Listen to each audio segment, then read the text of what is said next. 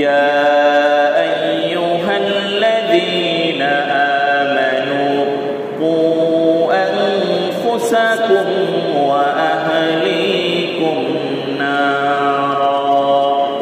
হে ঈমানদারগণ, কু আনফুসাকুম নারা, হে ঈমানদারগণ, তোমরা তোমাদের নফসকে, তোমাদের নিজেদেরকে জাহান্নামের আগুন থেকে বাঁচাও। ওয়া আহলিকুম নারা, তুমি নিজে জাহান্নামের আগুন থেকে বাঁচার সাথে সাথে তোমার পরিবারবর্গ যারা রয়েছে, তোমার অধীনস্থ যারা রয়েছে, এদেরকেও জাহান্নামের আগুন থেকে বাঁচাও।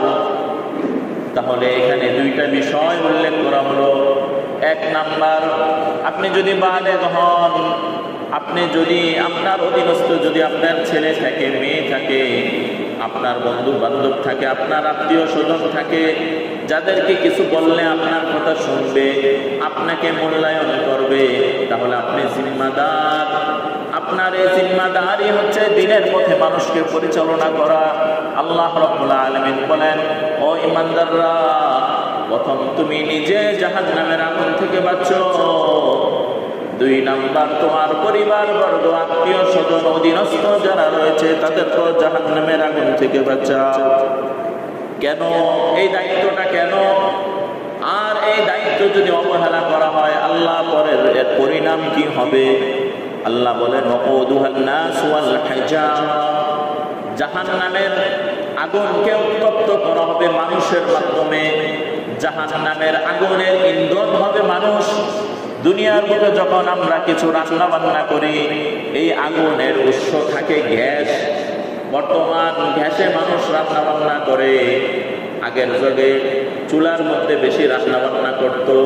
চুলার ওই অগ্নির ইন্ধন যেটা, মূল উৎস যেটা ছিল, এটা ছিল লাকড়ি, পাতা, খড়কুটা। আর এখন গ্যাস। এই গ্যাসের মাধ্যমে যখন আগুনের ছোঁয়া পায়, ওখান থেকে আগুন বের হইতে থাকে। আর আল্লাহ তাআলা বলেন, জাহান্নাম এমন এক অগ্নিকাণ্ড, এর ইন্ধন হবে এক নাম্বার হচ্ছে মানুষ, দুই নাম্বার হচ্ছে ওয়াল হিজারা, দুই নাম্বার হচ্ছে পাথর। অর্থাৎ জাহান্নামের আগুনের মূল উৎস আর ইন্ধন হবে মানুষ আর পাথর। আর আলাইহা মালাইকাতুন গিলাজুন, আর ওই অগ্নিকাণ্ডের চারপাশের মধ্যে এমন ফেরেশতা নিযুক্ত থাকবে, কঠিন হৃদয়ের ফেরেশতা, যেই সমস্ত ফেরেশতাদের দিলের মধ্যে কোনো মায়া দয়া নাই। গিলাজুন শিদাদুন লা ইয়াসুনাল্লাহা মা আমারাহুম, তারা এমন ফেরেশতা থাকবে, আল্লাহ তাআলার প্রতিটা আদেশ তারা অক্ষরে অক্ষরে পালন করবে, আল্লাহর বিরুদ্ধে আচরণ করবে না। ওয়ায়াফআলুনা মা ইউমারুন, আর তাদেরকে যে আদেশই করা হবে তা ওই সাথে সাথেই তারা মেনে নেবে। তাহলে এখানে অভিভাবক যারা রয়েছে, এদের সম্পর্কে আল্লাহ বললেন, প্রথমে নিজে জাহান্নামের আগুন থেকে বাঁচো। দুই নাম্বার, পরিবারবর্গ, আহলে আয়ালকে জাহান্নামের আগুন থেকে বাঁচাও। বুখারী শরীফের হাদিস, আল্লাহ রাসূল বলেন, কুল্লুকুম রাঈন ওয়া কুল্লুকুম মাসউলুনা আন রাইয়াতিহি, প্রত্যেকটা মানুষ জিম্মাদার, প্রত্যেকটা মানুষের উপর দায়িত্ব রয়েছে। আর ওয়া কুল্লুকুম মাসউলুনা আন রাইয়াতিহি, আর এই প্রতিটা জিম্মাদার ব্যক্তিকে তার দায়িত্ব সম্পর্কে জিজ্ঞেস করা হবে। এখন এই দায়িত্বটা কি? দায়িত্ব হচ্ছে ইসলামের সমস্ত বিধানের ক্ষেত্রে সে দায়িত্বশীল। আমরা সাধারণত যখন আলোচনা করি, হুজুররা যখন আলোচনা করে, একটা ধারণা করে রেখে দেই, হুজুর শুধু নামাজের ওয়াজ করবে। ইসলামের মধ্যে শুধু কি নামাজই আছে না আরো কিছু আছে? অর্থাৎ মানুষের একটা ছেলে একটা মেয়ে বালেগ হওয়ার পর থেকে নিয়ে মরণের আগ পর্যন্ত ইসলামের হাজারো বিধান তার উপর অর্পিত। এই বিধানগুলো স্মরণ করিয়ে দেওয়ার জিম্মাদারি হচ্ছে অভিভাবকের। জিম্মাদারি কার? অভিভাবকের। অভিভাবক ঘর থেকে সতর্ক করবে, আর ওই গাইডলাইন যদি ফ্যামিলির ওই সন্তানগুলো মানতে পারে, তাহলে এই সন্তানগুলো সমাজের মধ্যে সুসন্তান হিসেবে স্বীকৃত পাবে।